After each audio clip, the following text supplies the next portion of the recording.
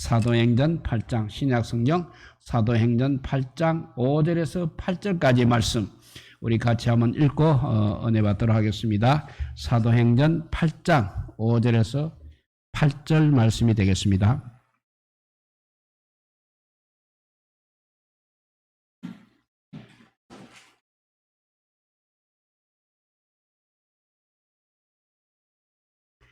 사도행전 8장 5절에서 8절 다 찾은 줄 알고 같이 읽겠습니다.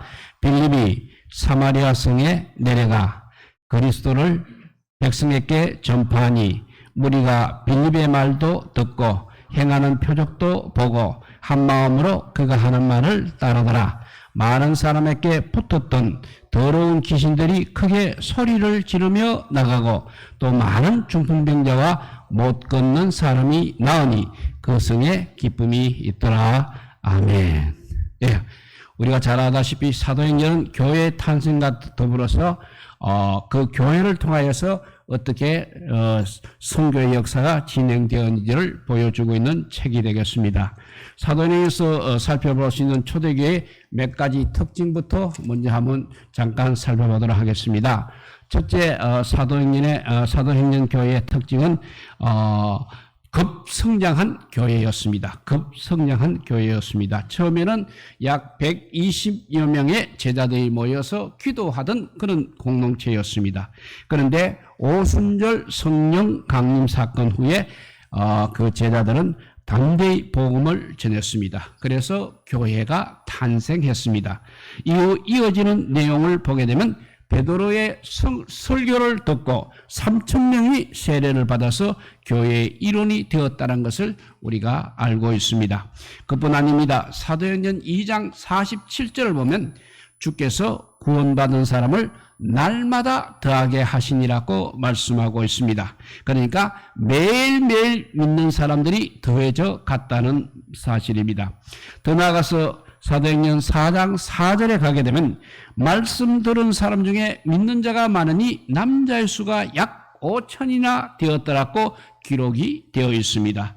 또 사도행전 16장 5절에도 이에 여러 교회가 믿음이 더 국분해지고 수가 날마다 늘어가니라고 되어 있습니다. 정말 이렇게 사도행전 초대교회는 급성장한 교회였습니다.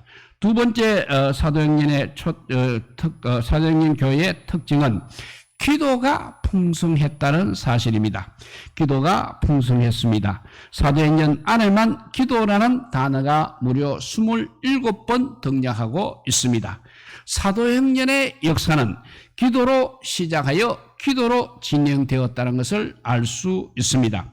가장 먼저 기도에 대한 내용이 나타나는 것이 바로 사도행전 1장이 되겠습니다. 그 중에 1장 14절을 읽어봅니다. 사도행전 1장 14절입니다. 여자들과 예수의 어머니 마리아와 예수의 아우들과 더불어 마음을 같이하여 오로지 기도에 힘쓰더라 했습니다. 예수님께서 성천하신 이후에 제자들은 예수님의 모친 마리아와 여자들 그리고 예수님의 아우들로 더불어서 마음을 같이하여 오로지 기도하기에 힘썼다고 했습니다.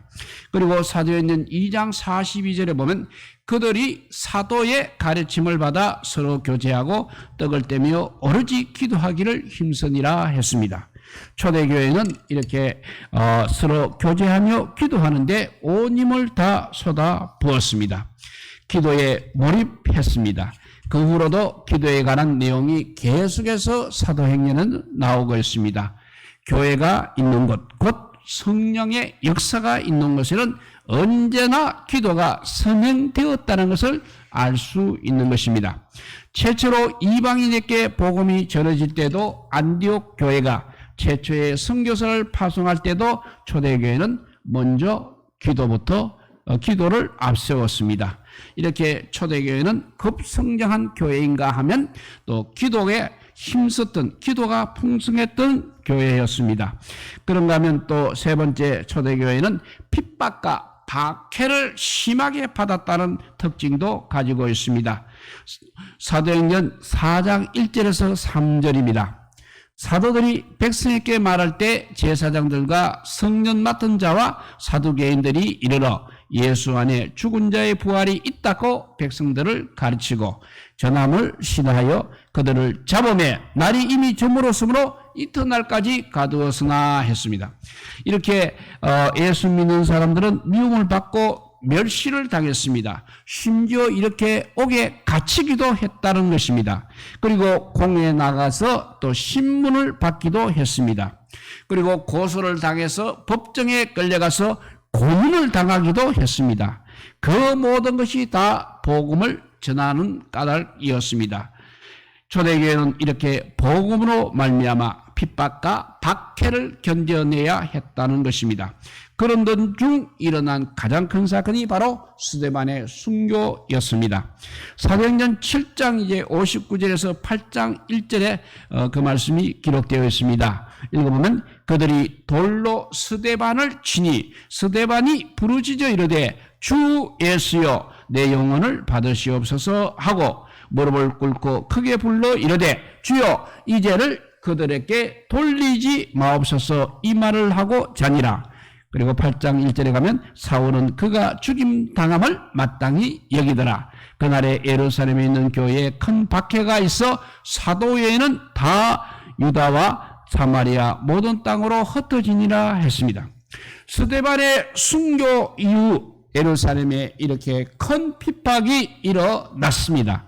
사도 외에 모든 성도들은 유대와 사마리아 여러 지역으로 흩어졌습니다. 그런데 그것이 끝이 아니었습니다. 계속해서 이어지는 내용을 보게 되면 사울이 교회를 잔멸하려고 했다고 그렇게 기록이 되어 있습니다. 여기서 잔멸한다는 한자의 뜻으로 풀어보면 남을 잔자에 멸할 멸자입니다. 그래서 예수 믿는 사람은 하나도 남음없이 남김없이 다 없애려 했다는 것입니다. 그래서 세 번째 특징으로 초대교회의 특징으로 핍박과 박해가 이렇게 심해서 스데반이 순교하는 사건까지 일어났습니다. 네 번째 특징은 예수 그리스도의 복음을 아주 신실하게 증거했다는 초대교회의 특징이 있습니다. 그들은 가는 곳마다 주의 복음을 전했습니다. 사도들을 통한 기사와 표적이 많이 일어났습니다. 끊임없는 구원의 간증이 있었습니다. 그들은 말로만 전한 것이 아니라 삶으로도 복음을 전했습니다. 그래서 초대교회는 세상이 흉내낼 수 없는 사랑의 실천이 있었습니다. 집과 밭이 있는 사람은 그것을 팔아서 어려운 지체의 필요를 채워주었습니다. 모두가 유무상통하는 아름다운 공동체, 성김의 공동체였습니다. 그런 모습을 통해서 주변 사람들에게 칭송을 받는 그런 공동체가 바로 초대교회의 공동체였습니다. 초대교회는 그러므로 분명히 아름다운 공동체였습니다. 복음에 대한 열정이 있었습니다. 서로를 향한 사랑의 섬김이 있었습니다. 그리고 주변의 많은 이들에게 칭송을 받았습니다. 그리고 성령의 역사가 강하게 나타났습니다. 그래서 구원받은 사람들이 더해지는 교회였습니다. 이렇게 초대교회 교회의 네 가지 특징은 급성장했다는 것과 기도가 풍성했다는 것이고, 그러면서 박해와 핍박을 받았고 또 복음을 신실하게 증거하였고 사랑의 실천, 섬김의 공동체였다는 것이 바로 초대교회의 특징이 되겠습니다. 그런데 불행하게도 초대교회는 공동체가 한 가지 놓친 것이 있었습니다. 그것은 바로 복음이 이제는 유대 민족적 경계를 넘어서 이제는 땅끝까지 전해져야 한다는 것을 놓쳤다는 것입니다. 복음이 그냥 예루살렘에만 머물러 있었다는 것입니다. 그래서 사도행전 1장 8절에 보면 오직 성령이 너희에게 임하시면 너희가 권능을 받고 예루살렘과 온 유다와 사마리아와 땅끝까지 이르러 내 증인이 되리라 하시니라 했습니다.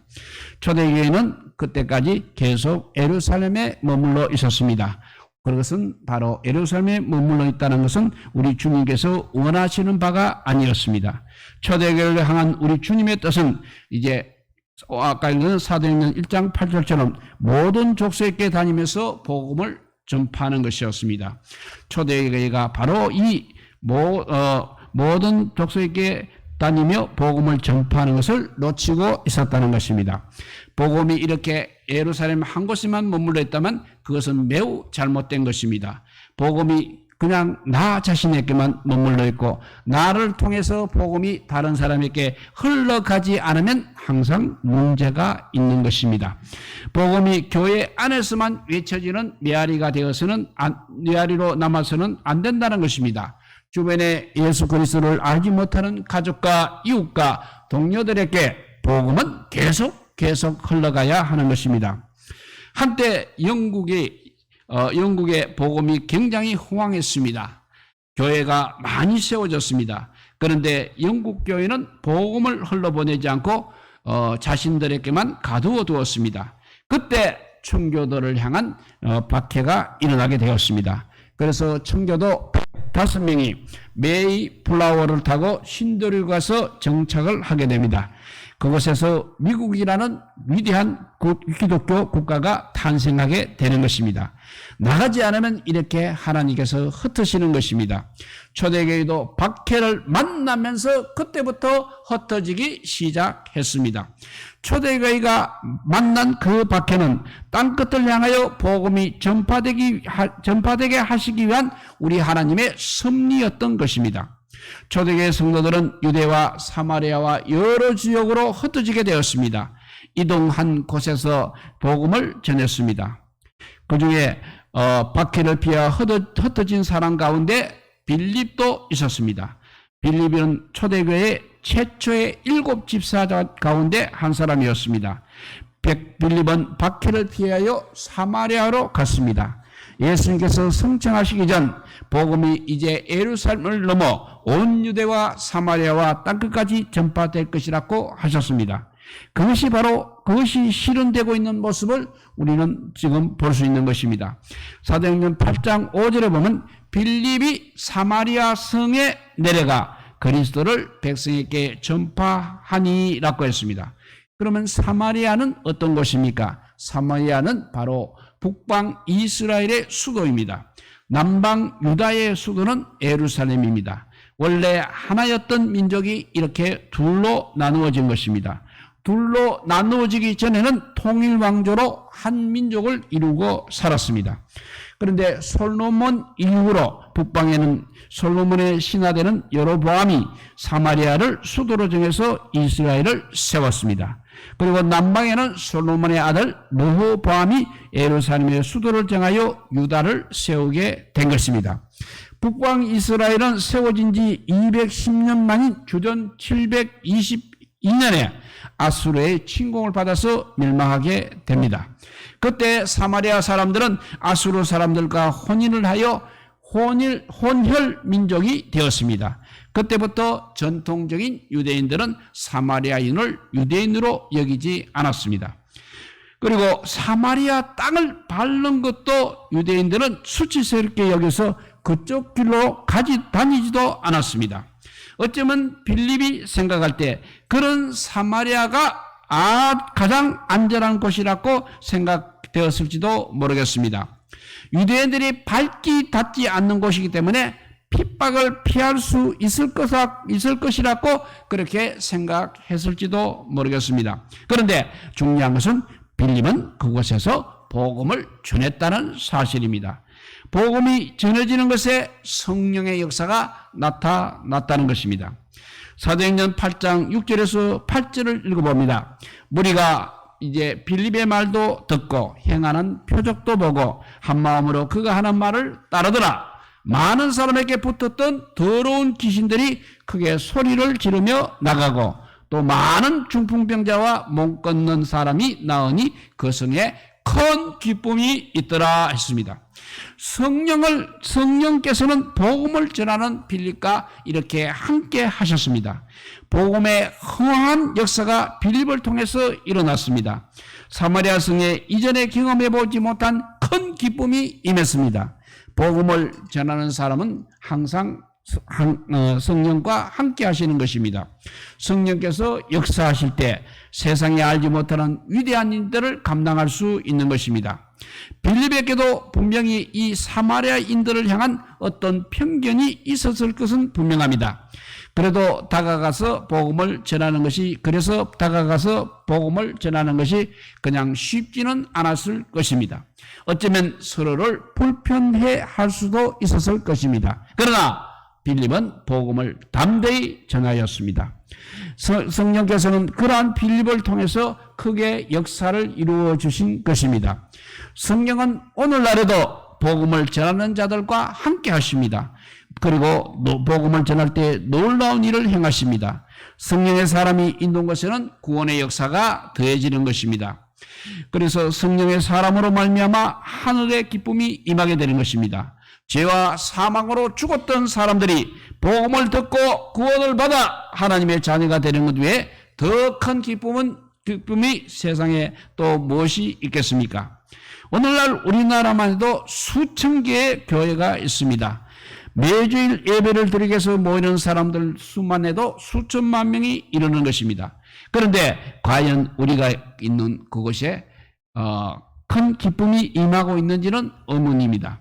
하나님의 역사는 사람의 많고 적음에 있지 않는 것입니다. 단 한 사람이라도 그의 안에 복음의 열정이 충만하고 성령께서 함께 하신다면 얼마든지 놀라운 역사가 일어날 수 있는 것입니다.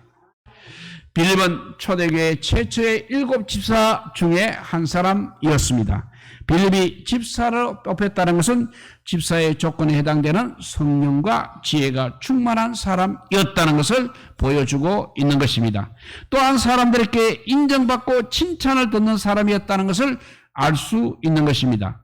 그것이 초대교회 집사를 뽑을 때 기준이었기 때문인 것입니다. 빌립은 사마리아에서 자신을 전하지 않았습니다. 다른 어떤 것도 내세우지 않았습니다. 그는 오직 한 분 예수 그리스도만을 전했습니다. 방금 전에 스데반이 예수님을 전하다 순교하는 것을 우리는 보았습니다. 수많은 성도들이 그 이름을 전하다 고향을 떠나 도망치는 모습을 보았습니다. 그럼에도 불구하고 빌립은 사마리아에서도 담대히 예수 그리스도를 전했습니다. 그가 수많은 사마리아 사람들이 주님께로 돌아왔습니다. 귀신이 쫓겨났습니다. 중풍병자들과 안전병이들이 나음을 입었습니다. 난치병 환자가 고침을 받았습니다. 복음을 전하는 것은 이렇게 반드시 성령의 역사가 나타나는 것입니다. 오늘날에도 수많은 선교지에서 복음을 전할 때 놀라운 역사들이 일어나는 보고를 듣게 됩니다. 예수 그리스도의 이름으로 선포할 때 성령께서 강하게 역사하신다는 것을 우리 목격하게 되는 것입니다. 도저히 바뀌어지지 않을 것 같은 사람들이 변화를 믿게 되고 절대 예수님을 믿지 않을 것 같은 사람들이 예수님을 영접하는 역사가 일어나는 것입니다. 오늘날 기독교를 향한 사회의 신뢰도가 정말 땅에 떨어진 지 오래되기는 했습니다. 그래서 지금은 좀 복음을 전하는 것이 너무 어려운 시대라고 그렇게 말할 수밖에 없습니다. 그러나 우리는 빌립의 모습을 떠올려 보아야 합니다. 빌립이 사마리아 사람을 불편해 했듯이 사마리아 사람도 역시 빌립에 대해서 많이 불편함을 느꼈을 것입니다. 그래서 빌립에게는 이렇게 전도하기 어려운 문제가 있었습니다. 어느 시대를 막론하고 복음을 전하기 어려운 상황은 늘 있게 마련인 것입니다. 그럼에도 불구하고 예수 그리스도는 전파되고 또 전파되어야 하는 것입니다. 전하지 않는 것이 문제이지 전하게 되면 반드시 성령께서 역사하시는 것입니다. 복음이 전해지는 것에는 전해진 것을 변화시키시는 분이십니다. 입을 열어 복음을 전하고 삶으로 복음을 믿는 자의 삶을 반드시 보여주어야 합니다. 그럴 때 우리가 있는 곳에 하늘의 기쁨이 임할 것입니다. 가족들에게 직장에서 또 학교에서 동아리에서 예수 그리스도를 전하시기 바랍니다. 어디선든 누구를 만나든지 담대히 복음을 전하는 자들 되시기를 바랍니다. 사마리아 사람들이 경험한 기쁨은 세상의 기쁨이 아니었습니다. 재미있는 방송국 프로그램을 보며 얻는 기쁨이라든지 돈을 많이 벌어서 얻는 기쁨, 소원의 성취로 말미암은 기쁨은 아니었습니다. 더러운 귀신이 떠나갔습니다. 많은 주풍병자와 몸 끄고 있던 사람들이 나왔습니다. 그렇다는 것은 바로 그곳에 하나님의 나라가 임했다는 것을 의미하고 있는 것입니다. 예수님이 계신 곳마다 하나님 나라가 임했습니다. 예수님께서는 성령을 통해 빌립과 함께 그 일을 계속해서 해나가고 계신 것입니다. 성령의 사람은 자신이 있는 곳을 하나님의 나라로 변화시키는 것입니다. 하나님의 나라가 임한 곳에는 항상 기쁨이 있습니다. 화해가 있습니다. 용서가 있습니다. 사랑이 있습니다. 세상에서는 경험해보지 못한 은혜와 긍휼과 평강이 있습니다. 그런데 이 모든 것을 다 통틀어서 여기서 큰 기쁨이라고 표현하고 있는 것입니다. 성령이 함께 하시는 사람이라는 증거, 성령으로 충만한 증거가 무엇이겠습니까? 그가 있는 곳에, 성령이 함께하는 사람이 있는 곳에 기쁨이 있는지 보면 알 수 있는 것입니다. 교회에서 밤새 기도하고 예배 말씀 듣고 또 예배 드리는 사람을 우리는 성령 충만한 사람이라고 그렇게 오해해서는 안 됩니다. 진짜 성령 충만한 사람은 자신이 있는 것을 바로 기쁨으로 변화시키는 사람, 그 사람이 바로 진짜 성령 충만한 사람인 것입니다. 그리고 성령 충만한 사람이 있는 것에는 아까 말한 것처럼 용서와 사랑, 치유와 회복, 눈물과 위로가 있는 것입니다. 그로 말미암아 기쁨이 있기 때문에 그렇습니다.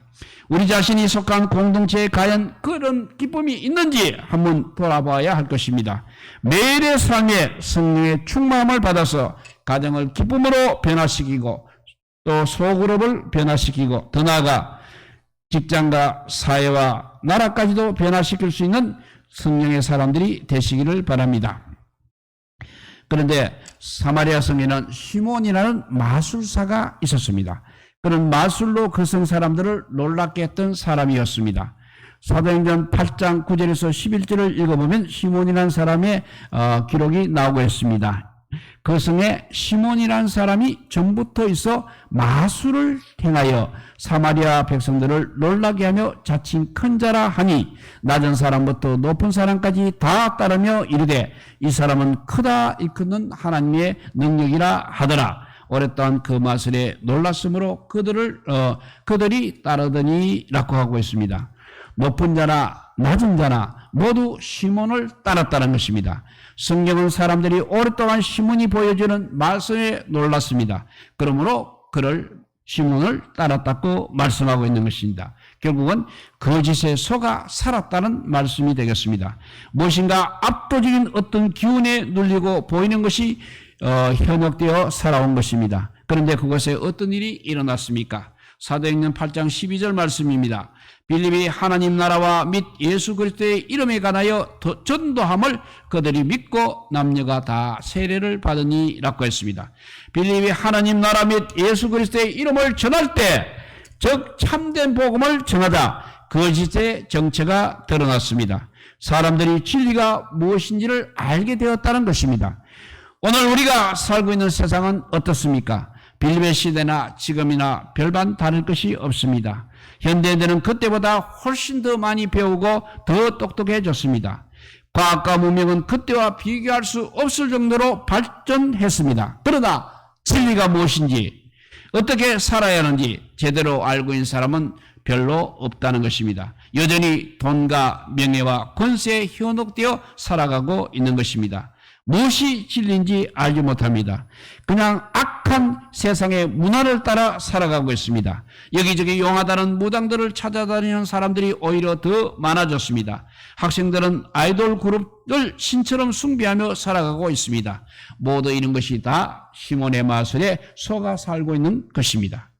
사마리아 사람들은 시몬의 거대한 그런 힘에서 벗어날 길이 없었습니다. 오랫동안 그 안에서 길들여 있었습니다. 그것이 진리이고 전부라고 믿으며 살아왔습니다. 그러나 그곳에 복음이 전파되었을 때 그 거대한 힘은 무너졌습니다. 사람들이 진리를 깨닫고 하나님 나라의 백성이 되어 세례를 받았습니다. 다시 말해 예수 그리스도 안에서 자신의 정체성을 바르게 깨달았다는 것입니다. 하나님의 뜻을 따라 살아가는 것이 인생의 목적임을 깨닫고 그대로 살기를 시작했다는 것입니다. 그것이 바로 복음의 힘입니다. 성령의 사람들이 있는 것에서 일어나는 일인 것입니다. 더 놀라운 건 시몬 마술사 시몬도 복음의 능력 앞에 결국 무릎을 꿇었다는 사실입니다. 그 말씀이 사도행전 8장 13절입니다. 시몬도 믿고 세례를 받은 후에 전심으로 빌립을 따라다니며 그 나타나는 표적과 큰 능력을 보고 놀라니라 했습니다. 복음은 이렇게 변화시키지 못할 사람이 없는 것입니다. 결국 시몬도 믿고 세례를 받았습니다. 전심으로 빌립을 따라다니며 빌립을 통해서 나타나는 표적과 능력을 보고 놀랐다고 성경은 말하고 있습니다. 거짓은 절대로 진리를 이길 수 없습니다. 우리가 믿는 예수 그리스도의 복음이 바로 참 진리임을 믿으며 우리는 담대하게 살아가야 하겠습니다. 이제 성령의 사람 빌립 한 사람으로 인해서 사마리아 성인은 놀라운 복음의 능력이 나타났습니다. 그래서 큰 기쁨으로 가득 찼습니다. 빌립이 성공적으로 사역을 감당하였다는 것을 우리는 알 수 있습니다. 그런데 사역을 잘 감당하고 있는 빌립을 향해서 이제 하나님께서 우리가 이해하기 좀 어려운 명령을 하시고 계십니다. 그 말씀이 사도행전 8장 26절입니다. 주의 사자가 빌립에게 말하여 이르되 일어나서 남쪽으로 향하여 예루살렘에서 가사로 내려가는 길까지 가라 하니 그 길은 광야라 했습니다. 사마리아는 지형상 예루살렘 위쪽에 북쪽에 위치해 있습니다. 그리고 가사라는 지역은 예루살렘 아래쪽에 위치해 있습니다. 하나님께서 사마리아에 있는 빌립들로 이제 예루살렘을 거쳐서 반대편 남쪽으로 가라고 말씀하신 것입니다. 약 70km나 떨어진 곳입니다. 사역을 지금 사마리아에서 잘 감당하고 있는데 굳이 다른 곳으로 가라고 하시는 것이 잘 이해하기 어려운 것입니다. 더군다나 어떤 뜻이 있으셔서 보내신지도 알 수 없었습니다. 더 이해하기 어려운 것은 목적지가 광야라는 점입니다. 광야는 말 그대로 사람이 살지 않는 곳 그리고 인적이 드문 곳입니다. 그런 곳으로 가라고 하신 것입니다. 우리가 빌립이라면 어떤 마음이 들었겠습니까? 하나님 사마리아의 놀라운 역사가 이렇게 많이 일어나고 아직 복음을 알지 못하는 사람들이 많습니다. 이 사마리아에서 해야 할 일이 많으니까 가더라도 좀 이따가 가면 안 되겠습니까? 라는 마음이 들지 않겠습니까? 우리라면 충분히 그런 마음을 가질 수 있었을 것입니다. 그런데 빌립은 하나님의 말씀에 순종해서 광야를 향해서 달려갔습니다. 한 걸음 한 걸음 내디딜 때마다 빌립은 하나님께서 왜 이곳으로 나를 보내신 것입니까? 여기는 아무도 없습니다. 그런 마음이 들었을 것입니다. 빌립이 하나님의 뜻을 여쭈며 광야를 걷던 순간 그의 눈앞에 들어오는 장면이 있었습니다. 그 말씀이 사도행전 8장 27절 28절 말씀입니다. 일어나 가서 보니 에티오피아 사람 곧 에티오피아 여왕 간다게의 모든 국고를 맡은 관리인 네시가 예배하러 예루살렘에 왔다가 돌아가는데 수레를 타고 선지자 이사의 글을 읽더라 했습니다. 빌립이 이제 눈을 들어보니까 에티오피아 여왕 간다게의 국고를 맡은 네시가 수레를 타고 다시 본국으로 돌아가고 있었습니다. 여기서 국고를 맡았다는 것은 오늘날로 말하면 오늘날 우리나라로 말하면 청와대 경제수석 정도의 관직에 종사했다는 것을 의미하고 있습니다. 그 네시가 하나님을 예비하러 예루살렘에 왔다가 다시 돌아가고 있었던 것입니다. 정말 놀라운 타이밍으로 하나님께서 놀라운 타이밍으로 빌립이 그 내시를 만난 것입니다. 만약 빌립이 하나님의 말씀에 적극적으로 순종하지 않았다면 그 내시를 만나지 못했을 것입니다. 성령께서는 빌립에게 수레로 가까이 나아가라고 하셨습니다. 수레를 따라가려면 굉장히 빠른 속도로 달려야 했을 것입니다. 빌립은 또 지금까지 약 70km를 걸어왔습니다. 성령의 음성을 듣자마자 빌립은 온 힘을 내어서 수레를 향해서 달려갔습니다. 빌립은 하나님의 음성에 이렇게 철저히 순종을 했습니다. 순종은 바로 우리 성령의 사람의 특징인 것입니다. 성경 속의 성령의 사람들은 모두 하나님의 뜻에 자신을 맞추는 삶을 살았습니다. 어떤 환경과 조건 속에서도 하나님 말씀에 순종하는 삶을 살았습니다. 빌립은 수레에 올라서 간닥에 내시가 입고 있던 이사야서 말씀으로부터 시작하여서 예수 그리스도의 복음을 전해 주었습니다. 간닥의 내시는 빌립으로부터 복음의 진수를 깨닫고 구원을 받았습니다. 고국으로 돌아가는 길에 물이 있는 곳을 만나니 그곳에서 세례를 받았습니다. 성경학자들은 아프리카 복음화가 바로 이 에티오피아 여왕 간닥의 내시의 세례로부터 시작되었다고 이야기하고 있습니다. 한 사람 빌립의 순종이 이렇게 한 사람 간닥의 내시의 영혼을 살렸습니다. 그것은 더 나아가 한민족을 이제 주님 앞으로 인도하는 위대한 역사를 이루게 한 것입니다. 우리는 무엇에 의해서 지금 움직이고 있습니까? 자신의 의지대로 생각대로 움직이고 있습니까? 아니면 하나님의 음성을 듣고 주님의 뜻에 따라 순종하고 있습니까? 빌립은 하나님의 세미한 음성을 듣는 귀가 있었습니다. 말씀이 들려지면 순종하는데 시간이 걸리지 않는 것입니다. 성령의 사람은 그래서 순종의 사람이라고 말하는 것입니다. 자신의 생각과 경험과 방법을 앞세우지 않고 오직 주님의 뜻을 앞세우는 것입니다. 철저히 성령에 이끌리는 삶을 살아가는 것입니다. 99%의 순종은 온전한 순종이 아닌 것입니다. 하나님께서는 항상 100%의 순종을 원하고 계십니다. 매일의 삶에 우리 모두 매일의 삶에 성령으로 충만하여서 정말 온전한 순종을 드리는 사람, 성령의 사람들이 다 되시기를 우리 주님의 이름으로 축복드립니다. 기도하겠습니다. 사랑의 하나님 감사합니다. 오늘도 귀한 사람, 순종의 사람, 성령의 사람 빌립에 대해서 우리가 살펴보았습니다. 그 어려운 시대에 박해를 받아서 사마리아 땅으로 가서 선교했던 그 빌립의 모습이 오늘 우리의 모습이 되게 하여 주시옵소서. 주님이 가라 하시면 가고 서라 하시면 서는 순종의 사람이 되게 하여 주시옵소서. 오늘도 귀한 빌립의 아버지 선교 사역을 보라보며 우리가 너무나 게을렀다고 생각이 되고 너무나 아버지 나태했다고 밖에 생각할 수가 없습니다. 그럼에도 불구하고 우리가 빌립을 따라가는 사람이 되게 하여 주시고 어디를 가든지 정말 복음을 전하는 믿음의 사람들이 다 되게 하여 주시기를 간절히 빌고 원하오며 우리 구주 예수 그리스도 이름으로 기도드리옵나이다. 아멘. 네, 우리 336장 찬양하다.